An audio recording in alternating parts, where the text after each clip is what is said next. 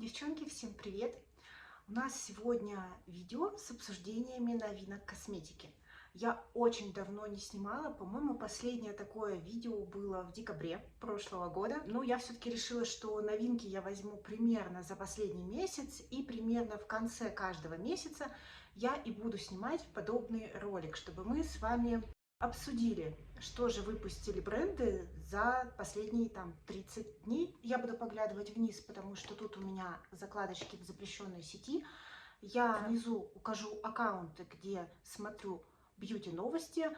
Если вы здесь не увидите каких-то брендов, которые вам нравятся, или новинок, на которые вы обратили внимание, пожалуйста, напишите. Это не значит, что мне что-то не нравится или я против чего-то, просто значит эти бренды не в фокусе моего внимания и на данный момент мне не особо интересны. Начнем, наверное, с моих более таких старых закладок и потом уже обсудим последние горячие запуски. Хочу начать с бренда Tom Ford. На самом деле Tom Ford в последнее время в плане запусков палеток теней меня не особо цепляет и не особо радует. Я по поводу этого расстраиваюсь, хочется, чтобы они выпустили что-то такое классное, чтобы действительно захотелось. И вот в телеграм-канале мы с девчонками обсуждали летний запуск этого года, и мы обсуждали палетку теней. Если посмотреть на сводчи, они всегда разного качества. Вроде палетка симпатичная, но при ближайшем рассмотрении зеленый спаркл не особо пигментированный и на темной базе, поэтому, скорее всего, я пропущу данную палетку, как и хайлайтер с маслом из данной коллекции, потому что хайлайтер слишком желтый, а масло за дофигелион денег мне не нужно. Также я смотрю, что у них вышло еще две палетки в классной формуле Cream to Powder, которую я очень люблю. И это получается Amber Bronze и Iconic Smoke. Amber Bronze мне точно не нравится, потому что, достаточно банальные для меня цвета. Палетка Iconic Smoke привлекла мое внимание, и я даже уже видела достаточно симпатичные сводчи этой палетки. Я вам их сейчас приложу. И вот сейчас я сама на них смотрю и понимаю, что она для меня слишком темная, потому что спаркл из палетки, это явно спаркл для смоки. Я думаю, что если это действительно формула Cream to Powder, если посмотреть на тиснение рефилов, то действительно это похоже на Cream to Powder. Я думаю, что тушеваться будет отлично, и даже смоки делаться будут с этой палеткой просто на раз-два, просто это немножко не мои цвета, поэтому жду дальше, так сказать. Много запусков было у Dior. Выходила какая-то лимитированная палеточка в розовом цвете с тиснением вот такого вот фэшн-манекенов, да. Но я думаю, что это какая-то будет азиатская лимитка, максимум привезут куда-нибудь в бьюти-бутик в Лондон, и никому нафиг это не достанется, потому что я нигде не видела эту палетку до сих пор. Также Dior выпустили летнюю коллекцию 2024 года, куда вошли 3 новых оттенка румян из их коллекции Backstage и также 3 оттенка продуктов для губ из этой линейки. Мне очень понравился, как вы поняли по предыдущему видео, оттенок Pink Lilac, и я приобрела уже эти продукты и уже сделала на них обзор, и мне понравилось качество. Уже хочу что-нибудь в оттенке Coral, вполне возможно, но это не точно, потому что мне, в принципе, еще и другие румяна нравятся. Но этот запуск мне зашел, и, в принципе, обзор у меня скорее положительный, просто с немножко неоправданными ожиданиями. В этой коллекции также вышли 2 палетки теней, но я вам скажу честно, формула теней от Dior не старая, не новая, мне не очень нравится. Поэтому хоть у меня в коллекции и есть 2 палетки для глаз этого бренда, я не планирую в ближайшее время ничего от них покупать, пока не увижу что-то новое. Раз уж мы пошли по бренду Dior, хочу отметить, что у них в последние пару месяцев также был запуск жидких хайлайтеров, в которых я не увидела ничего для себя особенного, но также у них вот недавно анонсирован запуск двушек румян из их регулярной коллекции, не Backstage. Это будет румяна и хайлайтер. И такая двушка представлена в 4 оттенках. Я смотрю на эти оттенки, и меня привлекает холодно-розовая гамма, просто потому что персиковых румян на самом деле у меня предостаточно. Немножко двоякое впечатление от новых запусков Guerlain, потому что у них много вышло, в принципе, продуктов. У них вышли метеориты в красивом оформлении, у них вышла палетка теней, вышли помады и вот румяна с маслами. Я пробовала румяна с маслами, потыкала пальчиком, поделала сводчи. Очень приятные шелковистые текстуры, приятные цвета, но почему-то не вызывает желания купить лично у меня. Такое впечатление, как будто просто все это мы уже видели, просто в упаковке Герлен и задорого. Давайте про пару запусков, которые, в принципе, меня привлекают. Во-первых, новая палетка от Dainese Myricks в розовых оттенках. Уже есть на нее обзоры, и она мне нравится. Чисто визуально мне очень нравятся там цвета. Но я ее брать не буду, просто потому что это матовая палетка, еще и с кремовыми текстурами. У меня есть такой формат от Huda Beauty, и мне потребовался год, чтобы ввести эту палетку в какой-то свой регулярный косметический рацион.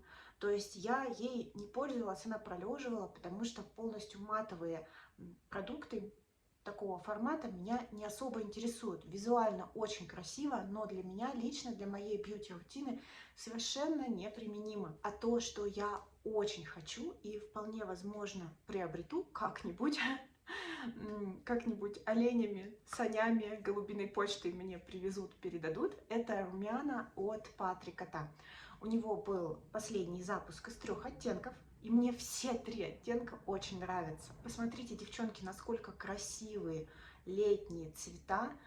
Вообще, я не знаю, как удержаться. Скажите, пожалуйста, покупал ли кто-то из вас вообще румяна от Патрика? И конкретно эти, может быть, оттенки, остались ли вы довольны? Потому что я прям хочу. Выходило очень много каких-то лимиток от Bobbi Brown. Просто у меня в подборках, я вообще очень люблю бренд Bobbi Brown, мне нравится качество их продуктов, но у меня что-то столько много продуктов сохраненных, их лимитированных коллекций.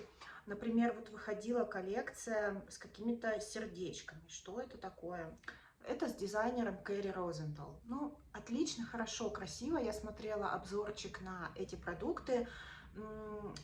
Те необычные, а хайлайтер очень темный, поэтому не знаю. А вот эти трешки теней, они в такой картонной упаковке, знаете, как вот бывает переплет у книг, тканевый немножко. Немножко дешево смотрелось на видео у девочки, которая делала обзор, поэтому эту коллекцию я вообще для себя не рассматриваю. Давайте смотреть, что еще.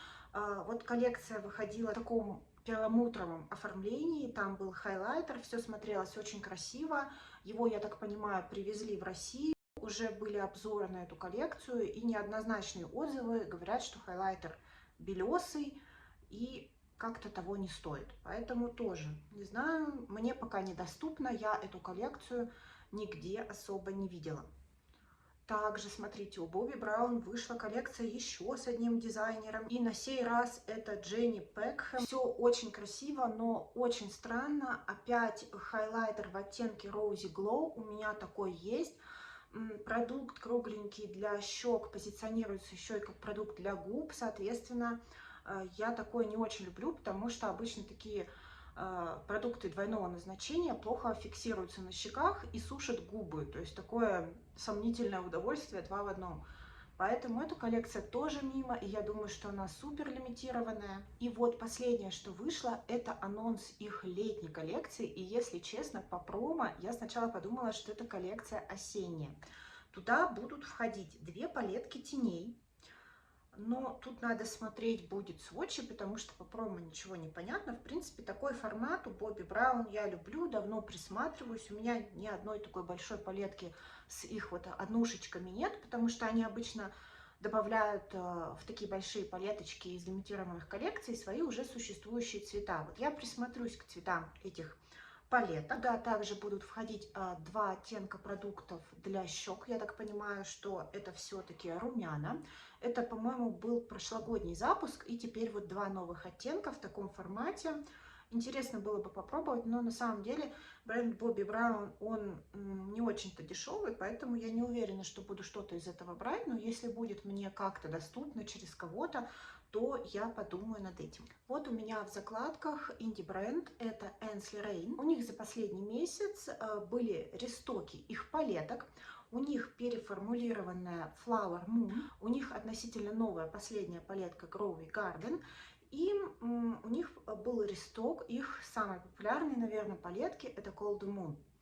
И я заказала 2 палетки от этого бренда, и они мне, к сожалению, не дошли. Я очень долго переписывалась с DHL, и сейчас я нахожусь в процессе ожидания возврата денег. Поэтому с брендом Ainsley Rain у меня пока обидка, честно вам скажу, и я не знаю, когда вообще что-то от них приобрету. Хотя еще пару недель назад я думала, что скуплю все их палетки, потому что мне очень нравились обзоры и сводчи. Поэтому пока моя обидка не пройдет, пока я губу с пола не подберу, я вопрос покупки этого бренда поднимать даже не буду. Хотела показать вам палетку, которая меня очень приятно удивила. По-моему, я как-то уже ее где-то освещала в каком-то из видео. И это палетка теней от Dolce Gabbana. Смотрите, в каком дизайне. Что это? Она примерно вот такого размера, с цепочкой. И внутри очень интересные оттенки. И на самом деле сначала я подумала, ну боже мой, ну что за фигня? А потом я посмотрела несколько обзоров. Девчонки, насколько там блестящие блестяшки. Масло масляное. Так вот, масло масляное там очень масляное. Они настолько блестящие. Я посмотрела, наверное, все обзоры этой палетки, которые только нашла. И эта палетка дорогая, я подпишу тут цену. Если она мне будет доступна, я подумаю. Дело в том, что оттенки в этой палетке очень хрупкие. Очень многим девочкам, кто делали на нее обзор, они пришли разбитые. И вообще она достаточно такая громоздкая. Мне кажется, что эта палетка из разряда таких бьюти-аксессуаров на туалетный столик. То есть вы будете ей краситься, но она у вас будет красиво стоять особняком от остальной косметики и под интерьер создавать вам какую-то атмосферу. Очень интересный запуск и очень приятно удивило качество теней, потому что девчонки, кто делали макияжи, остались очень довольны. В этой коллекции также вышло несколько подводок, но они меня не интересуют. А вот палетка — это, конечно, что-то с чем-то, особенно от Dolce Gabbana, знаете, у которых вообще 100 лет в обед не было теней. Ну, то есть они были, но очень старого формата, старой формулы, они давно ничего не меняли. И тут бам, здрасте. У Benefit вышли тинты. Я помню, я слив этих тинтов видела год назад. Примерно год назад я снимала также обзор на новинки косметики и показывала там вам вот эти тинты, и говорила, что это, когда оно будет, где, опять только в Азии. И вот, это был просто слив спустя год. Наконец-то эти тинты вышли.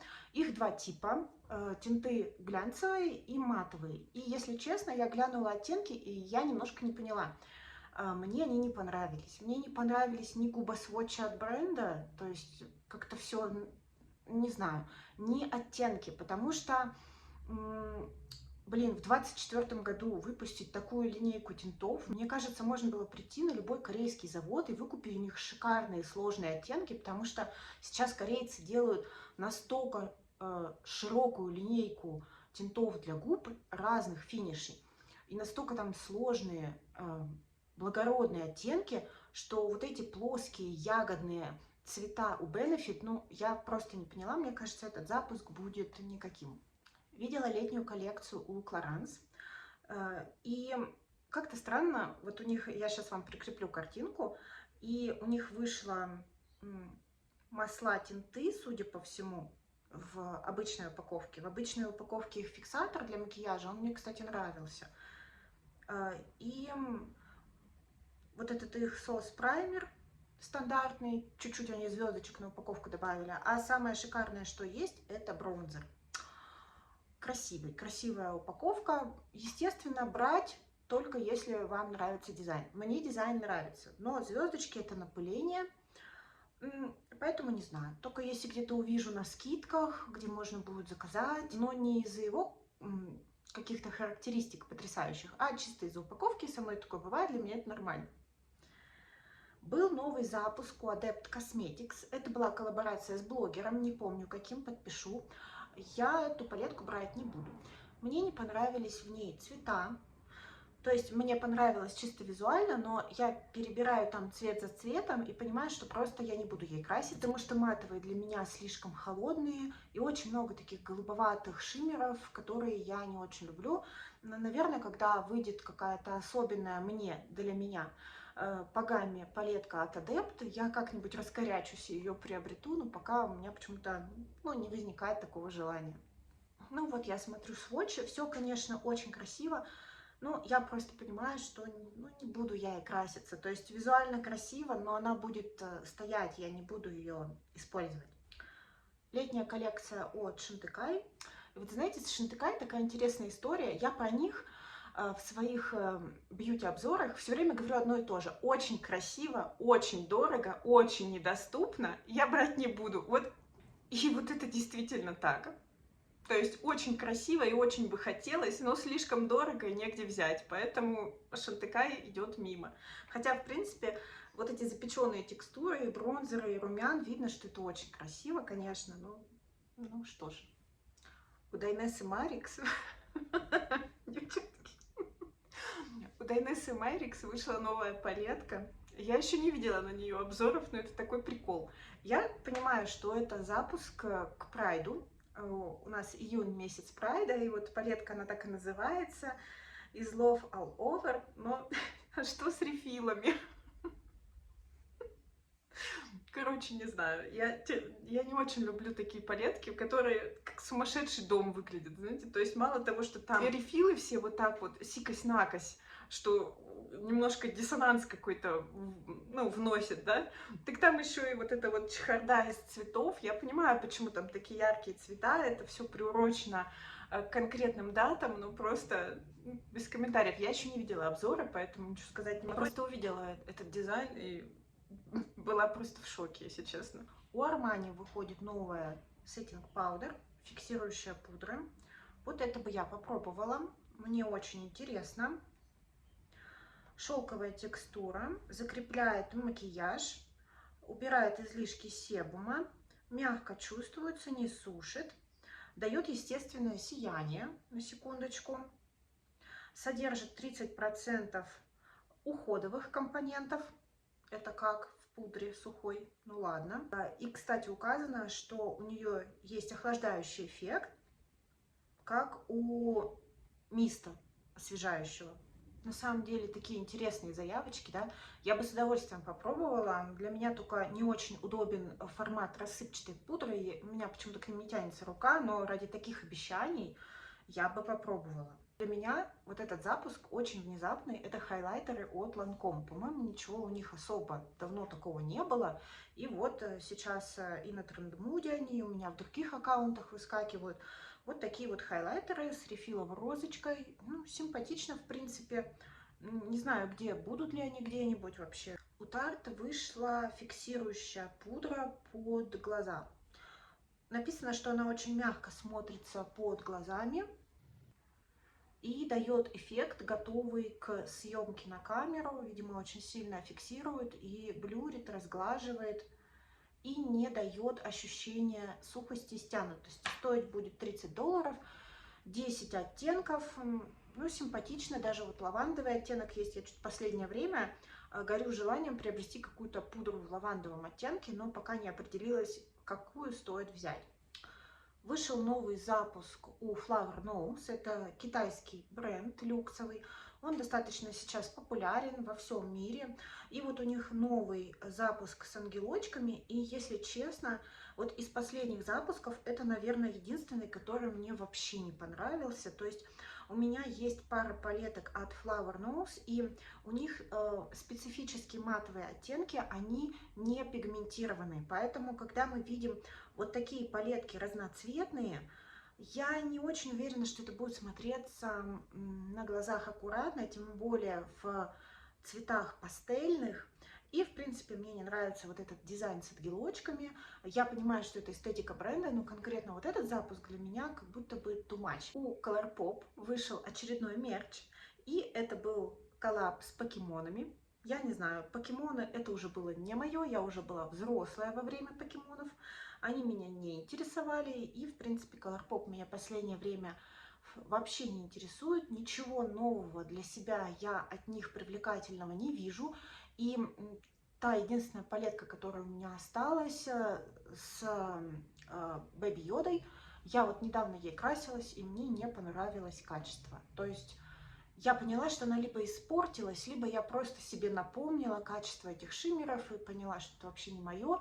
И даже вот у меня закрались такие мыслишки, что я, наверное, расхламлюсь от этой последней палетки, не буду ее хранить. Так что вот, Colourpop пока меня вообще никак не привлекает, я только смотрю на это, на все как на мерч, знаете, то есть если это брать, то только для того, чтобы оно радовало глаз своей упаковкой, качество мне не нравится их. Матовые еще ничего, шиммеры нет. Нет. Ой, запуск, который мне понравился. Недавно его слили, недавно он появился в анонсах. Это запуск летней коллекции от Chanel. И здесь мы видим их два бальзамных стика, карандаши для глаз Каялы.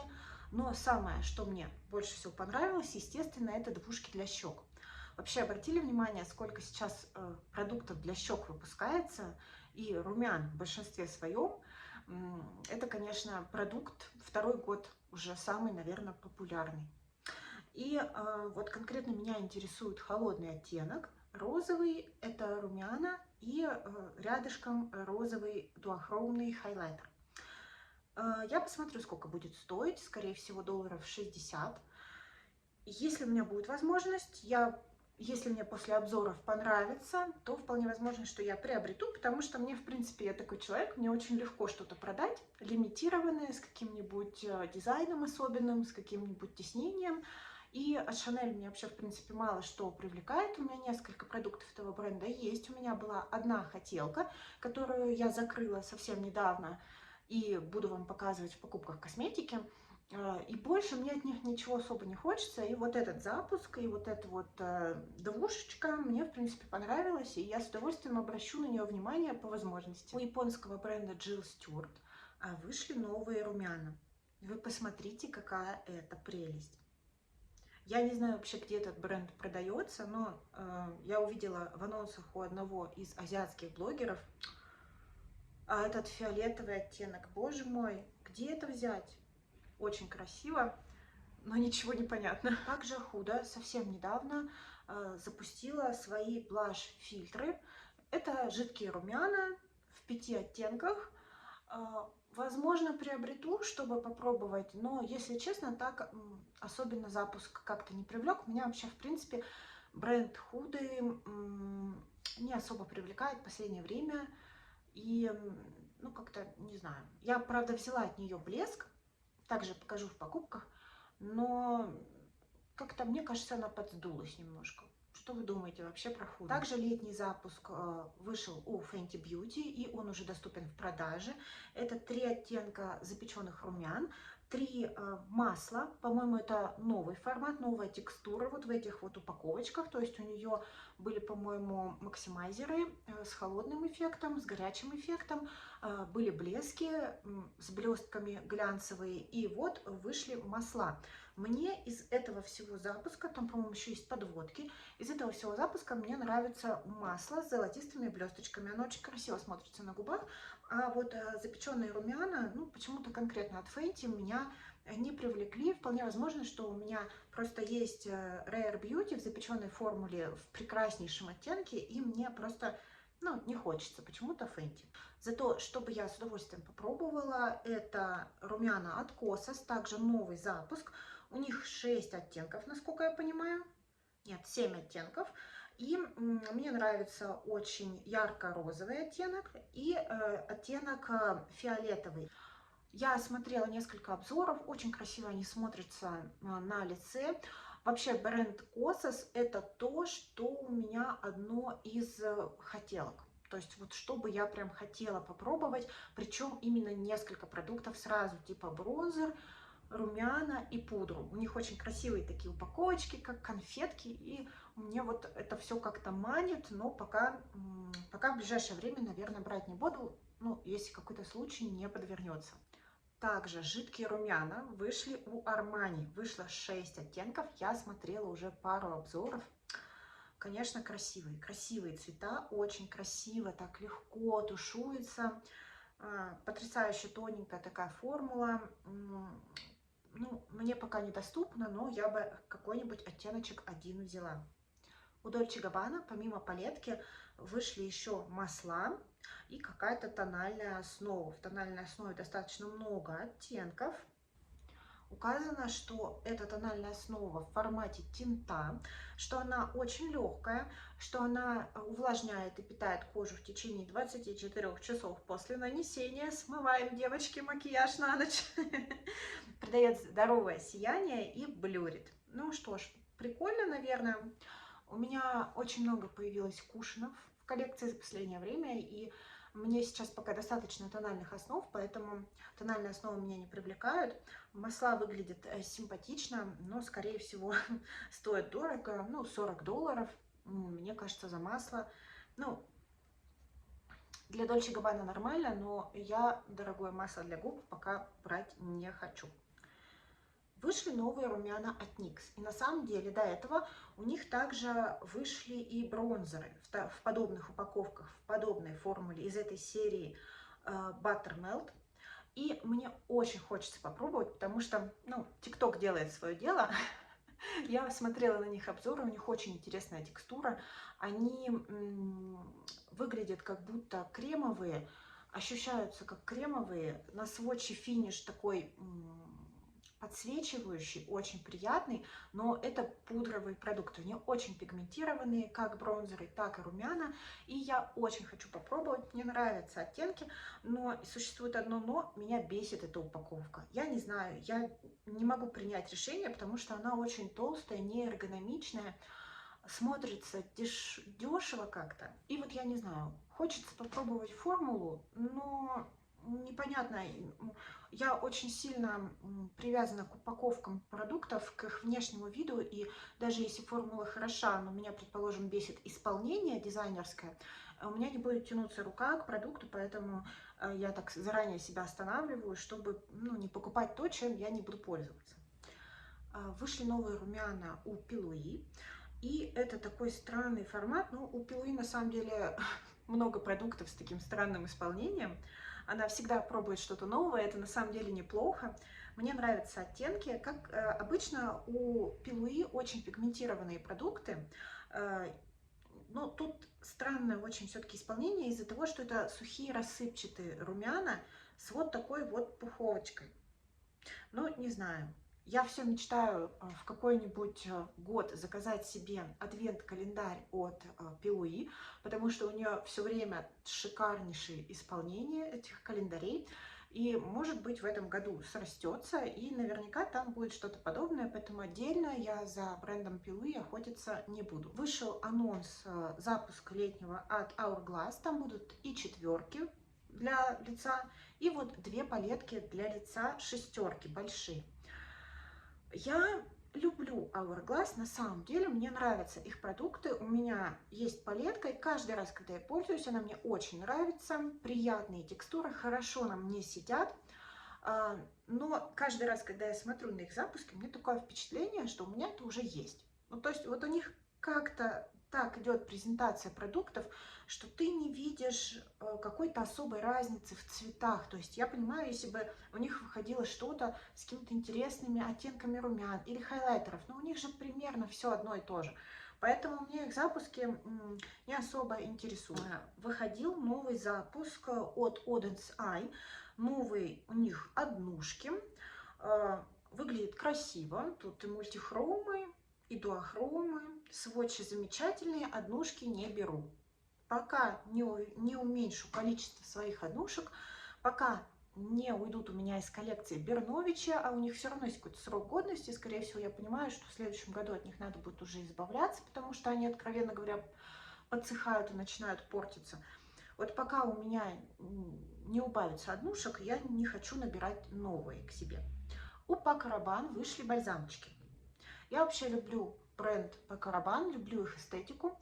И я бы, наверное, поковырялась у стенда, но у меня, не знаю, когда представится возможность. В принципе, мне понравились вот губосводчи на бальзамах, нравятся мне бальзамчики с блестками. Я бы попробовала при случае, сколько это все будет стоить. Цена $32, вы знаете, даже не сильно дорого, мне кажется. и смотрится прикольно. Если не сильно легкая такая упаковка на ощупь, дешманская, то вообще шикарно. Выйдут жидкие хайлайтеры от Benefit. Интересно. Ну, то есть, интересная упаковка, непривычная для Benefit, но сам запуск не интересен, потому что жидкие хайлайтеры, но я не знаю, что в них должно быть особенного, чтобы мне прямо вот очень-очень хотелось отдать за этот продукт там $40. Ну, не знаю, мне вообще, в принципе, бренд Benefit, ну так, я к нему прохладно отношусь. У Патмаград выходил чемодан с головой Дарт Вейдера. Вот так вот это все выглядело. Это была опять в рамках коллаборации со Звездными войнами. Она доит эту корову как только может. Ну, извините, вообще никак. Какое-то издевательство. Очередное издевательство вышло от NARS. Очередная летняя коллекция с очередными похожими друг на друга рефилами и похожей палеткой на предыдущие года. Поэтому, ну, качество NARS это, знаете, ну, вот типа Hourglass, да? То есть все знают, что у них крутое качество продуктов для щек, для лица, и все видят одни и те же оттенки с минимальной калибровкой какой-то, вот с минимальной разницей из года в год. Ну, не знаю, такое себе. У Haus Labs вышли новые кремовые румяна в стиках. Не знаю, не видела пока обзоры, не знаю, вышли уже или нет. $34 будет стоить. И там тоже чуть ли не 70% ингредиентов ухаживают за кожей. Ну, это сейчас модный тренд. Мы ухаживаем за кожей и красим ее. Я не знаю, сейчас выходит столько румян, что какие-то привлекают, а какие-то не привлекают, и это необъяснимо, это чисто индивидуально. Вот данный запуск меня почему-то никак пока не привлекает. И также будут кремовые румяна у Хейли Бибер. Когда выйдут, непонятно, мне не понравилась упаковка. Здесь, конечно, может быть некачественные фотографии в сливе, вот в этом вот, в сливе. Но просто я даже не могу объяснить, на что это похоже. Еще и цвет коричневый какой-то. Мне не понравилось. Потом, что еще вышло? Вышла странная штука у Изамаи, и это гуаша. Ну, ладно. Она на самом деле очень интересной формы. Массажер для лица. И на самом деле, ну, запуск странный, особенно в рамках бренда декоративной косметики. Стоить будет $60. Но на самом деле очень интересная форма. Тут приведены картинки, как делать массаж. И вот эти вот шарики, которые на кончиках этого массажера, ну, мне кажется, это будет эффективнее, чем обычная гуаша, потому что получается, когда вы вводите по своим массажным линиям, то больше идет стимуляция точечная. Мне кажется, интересный запуск, но давайте подождем, когда китайцы сделают точно такое же, только за $5. Честно, это очень странно.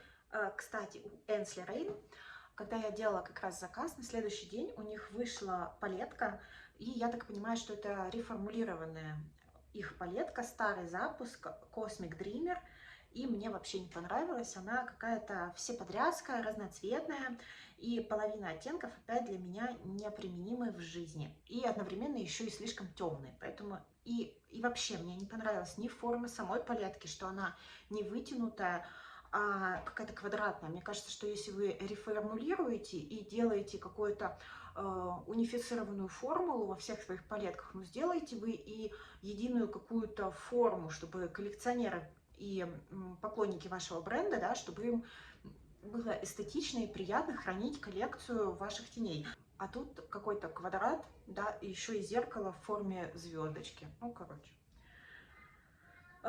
Запуск, который опять не понравился у Nomad. У них вышли палетки опять из серии с путешествиями, и это шестерки. Я не знаю, я, может, одна такая. Я после палетки Nomad с мультихромами жду от них какой-то палетки со светлыми мультихромами без темной базы. И вот прошел год, а вот и ныне там.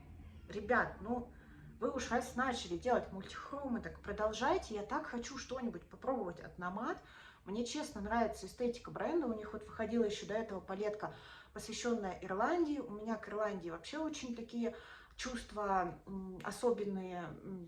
Это, наверное, одно из моих самых лучших путешествий, где мы были вообще, в принципе, с мужем, и я бы с удовольствием что-то приобрела вот с такой тематикой, и зеленые оттенки мне нравятся. Но я смотрю на эту палетку и понимаю, что в ней нет ничего особенного. Шиммеры, которые в ней присутствуют, это просто обычные зеленые блестяшки. И эти блестяшки я могу нагрести в своей коллекции, вот, блин, с 3 короба. Также у NARS выходит новая пудра, точнее новый оттенок их пудры. И он вот такой какой-то фиолетово-розовый. Очень красивый рефил. Блюрище, фиксирующая пудра с каким-то подсвечивающим эффектом. Смотрится шикарно. Хочу, очень хочу, не могу. Не знаю, где взять. Где сейчас взять NARS. И последнее, что хотела бы обсудить, это новые запуски Наташи Деноне. Во-первых, у нее за все то время, пока я отсутствовала в этой рубрике, у нее вышел консилер. Его уже много кто попробовал, и его все хвалят. Поэтому консилер у меня в виш-листе. Также у нее вышла пудра. Я так поняла, что плотная а-ля тональная основа. Меня она не интересует. Меня интересует ее хайлайтер. По-моему, он называется Beautifizer, если я не ошибаюсь.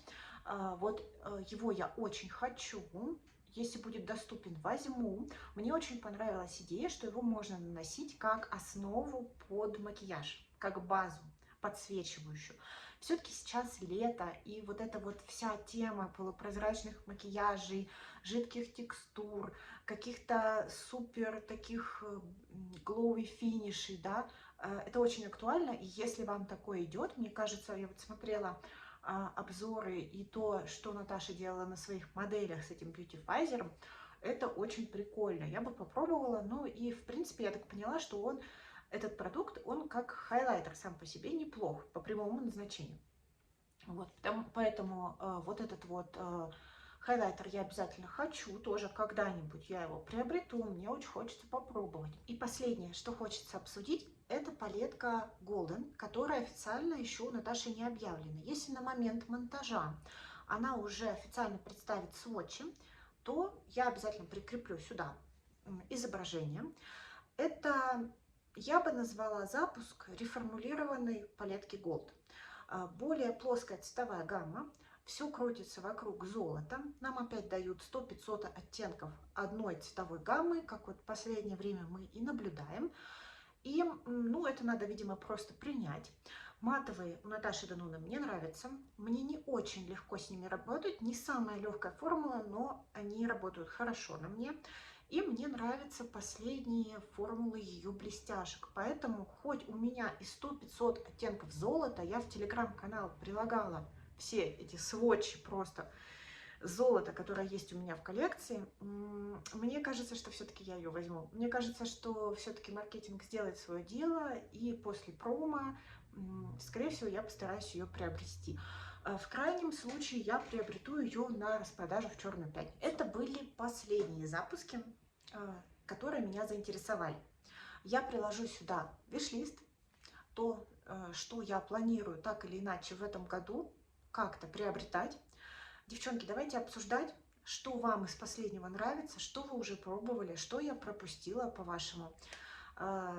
Вообще очень интересно, насколько на самом деле поменялся бьюти рынок даже за те полгода, пока я не делала обзоры, потому что когда ты постоянно смотришь вот эти вот ленты в Трендмуд, ты не замечаешь разницы, но на самом деле, когда я делала подборку, я обратила внимание, насколько мало релизов новых палеток теней и насколько много релизов румян, насколько много жидких текстур сейчас выходит, даже бронзеров, даже хайлайтеров не так много, как румян, и каких-то бальзамов, тинтов для губ. Поэтому что мы сейчас имеем?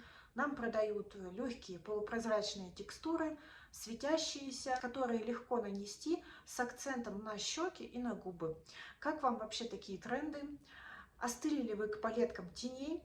Пристрастились ли вы к румянам? Потому что я за собой такое замечаю. Я даже, скажу вам честно, не сильно расстроилась и недолго расстраивалась, что Энсли отменили мне палетки теней. Я поняла, что, ой, здорово, сейчас они вернут мне мои $200, и я куплю на них там то-то-то, и началось у меня Патрик Та, Косас, RMS Beauty румяна, и я понимаю, что у меня в хотелках в основном румяна. Пишите, пожалуйста, что думаете. Какой у вас сейчас любимый бьюти-продукт? Мне очень интересно. Может быть, это я одна такая под влиянием ТикТока и Инстаграма задвинула свой фокус на продукты для щек. Спасибо вам большое за внимание. Всем отличного дня, хорошего настроения. Подписывайтесь на мой канал, ставьте лайки, если вам нравятся подобные видео про разборы косметики, про Project Pen, по обзорам, макияжи. Я вас очень здесь жду. Всем спасибо, всем пока!